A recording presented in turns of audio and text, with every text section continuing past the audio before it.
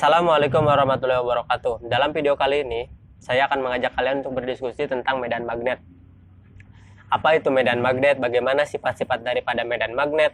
Kenapa magnet hanya dapat menarik benda-benda tertentu? Dan sedikit sejarah mengenai medan magnet. Jadi mari simak penjelasannya.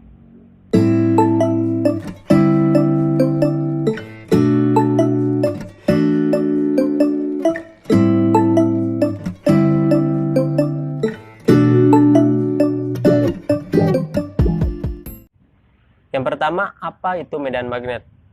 Secara umum, medan magnet adalah suatu yang dibentuk dengan menggerakkan muatan listrik atau arus listrik yang menyebabkan munculnya gaya di muatan listrik yang bergerak lainnya. Sederhananya, untuk kita memahami medan magnet ini, kita pahami dulu apa itu medan dan apa itu magnet. Yang pertama itu medan. Medan itu apa? Daerah ya. Yang kedua itu apa itu magnet? Magnet itu adalah suatu benda yang dapat menarik benda-benda tertentu, seperti logam, besi, baja, dan lainnya. Kalau kita simpulkan, medan magnet itu adalah suatu daerah yang terpengaruh oleh gaya magnet. Seperti itu. Dalam percobaan secara langsung untuk mengetahui garis medan magnet atau biasa disebut flux, kita dapat menggunakan bubuk besi yang ditaburkan di atas kertas.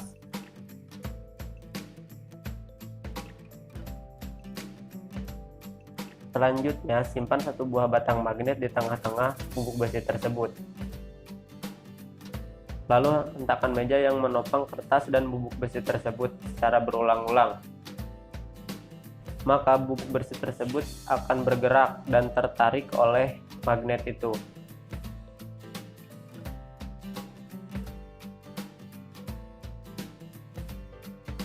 Dan terbentuklah garis medan magnet atau biasa disebut flux. Yang selanjutnya, apa sifat-sifat daripada medan magnet? Yang pertama, medan magnet itu dapat menarik benda logam tertentu, sudah pasti. Yang kedua, gaya tarik terbesarnya berada di kutubnya. Seperti kita mendekatkan magnet batang pada bubuk besi, maka terlihat gaya tarik terbesarnya berada di ujung magnet tersebut, yang ditandai dengan huruf S dan huruf N. Yang ketiga, selalu menunjukkan arah utara dan selatan bila digantung bebas. Ketika kita menggantungkan sebuah magnet batang dengan menggunakan tali, maka si kutub utara magnet akan mengarah ke kutub utara bumi dan kutub selatan magnet akan mengarah ke kutub selatan bumi. Meskipun kita merubah arahnya, magnet tersebut akan kembali seperti semula.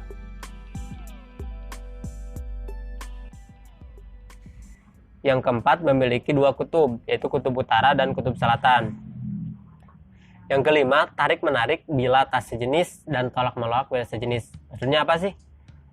Maksudnya adalah tarik-menarik bila sejenis itu bila kutub utara dan kutub selatan didekatkan, maka akan saling tarik-menarik. Nah, bila sejenis antara kutub utara dan kutub utara atau kutub selatan, maka akan saling tolak-menolak. Nah, itu sifat daripada magnet. Sebelum kita membahas lebih jauh tentang penggolongan daripada sifat medan magnet, tentang kenapa medan magnet hanya dapat menarik benda tertentu, kita harus tahu dulu nih apa sejarah daripada medan magnet.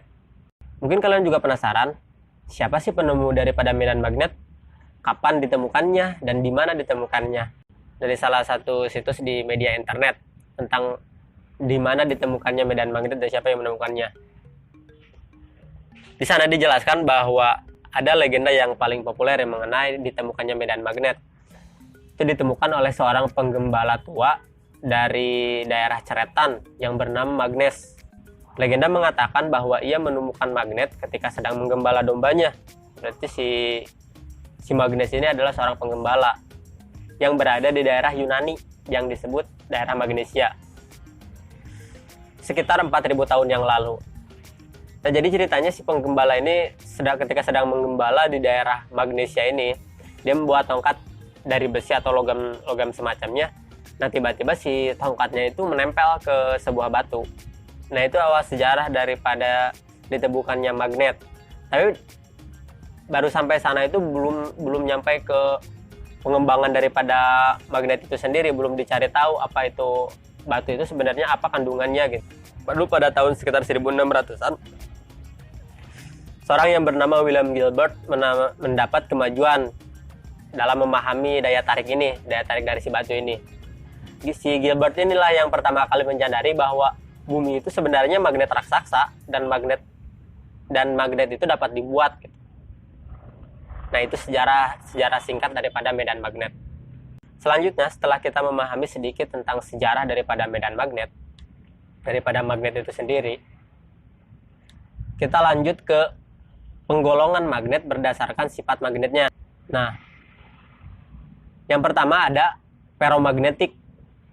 Maksudnya apa sih ferromagnetik ini? Ferromagnetik ini adalah benda yang dapat ditarik oleh magnet, seperti besi, baja, nikel. Yang kedua adalah paramagnetik. Paramagnetik itu apa? Paramagnetik adalah benda yang dapat ditarik sama seperti ferromagnetik oleh magnet, yang dapat ditarik oleh magnet. Namun daya tariknya itu tidak terlalu kuat. Seperti apa? Seperti platna, aluminium. Yang ketiga adalah diamagnetik, benda yang tidak dapat ditarik oleh magnet. Seperti apa? Seperti plastik, kayu, itu tidak dapat ditarik oleh magnet. Lantas timbul pertanyaan, kenapa magnet hanya dapat menarik benda-benda tertentu? Kenapa tidak setiap benda dapat ditarik oleh magnet? Ini terjadi karena susunan magnet elementer di dalam magnet itu tersusun teratur. Maksud teratur di sini seperti apa? Jadi, jika ada benda bermuatan, maka di sekitar benda bermuatan itu ada yang namanya medan listrik. Dan jika benda itu bergerak, maka selain medan listrik, benda bermuatan itu akan menghasilkan medan magnet. Kita ketahui bahwa setiap benda tersusun dari atom. Dan kita juga ketahui bahwa penyusun atom itu adalah inti atom, yang di dalamnya ada proton dan neutron.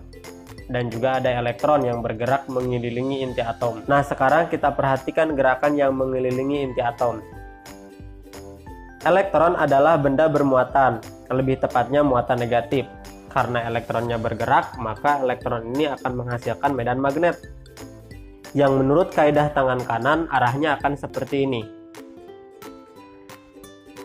Karena dia muatannya negatif, dan bukankah arah medan magnet ini seperti sebuah magnet batang, yang kutub utaranya ada di bagian bawah dan selatannya ada di bagian atas. Nah, dari sini kita sudah bisa memahami bahwa kutub magnet tidak bisa dipisahkan. Tentunya karena setiap satu atom pun itu adalah memiliki sifat kemagnetan, dan juga beserta kutub utara dan kutub selatannya. Oke, kita bahas lebih lanjut lagi. Yang menghasilkan medan magnet di atom itu tidak hanya elektron yang berputar mengelilingi inti atom. Inti atom dan elektron juga berotasi atau disebut juga spin. Rotasi ini memberikan medan magnet karena mereka benda bermuatan. Inti itu muatannya positif karena ada proton di sana, dan tentunya elektron negatif. Jadi, setidaknya ada 3 penyebab kemagnetan di atom.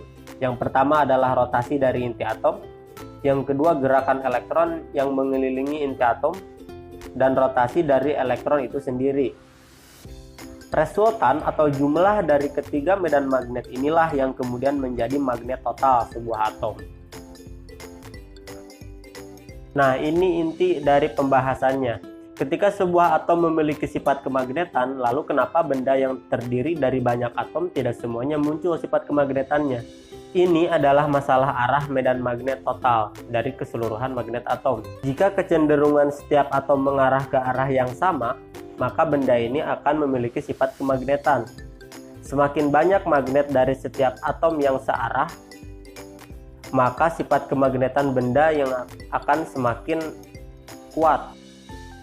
Jika arah magnet dari setiap atom acak, maka sifat kemagnetannya tidak akan muncul, karena medan magnetnya akan saling menghilangkan, dan sehingga jumlah magnet totalnya adalah 0.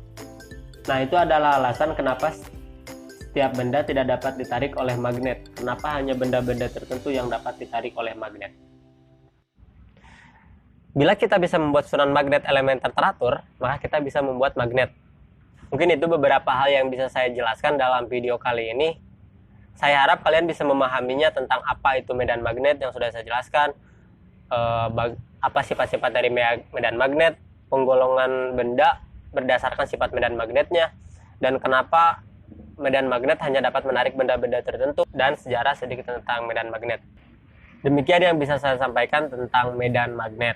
Diharapkan setelah menonton video ini kita dapat berdiskusi lebih lanjut tentang medan magnet. Bisa melalui kolom komentar atau bisa menghubungi nomor yang sudah saya cantumkan di deskripsi, atau bisa berdiskusi dengan teman-teman kalian tentang materi yang saya sampaikan. Wabillahi taufiq wal hidayah. Wassalamualaikum warahmatullahi wabarakatuh.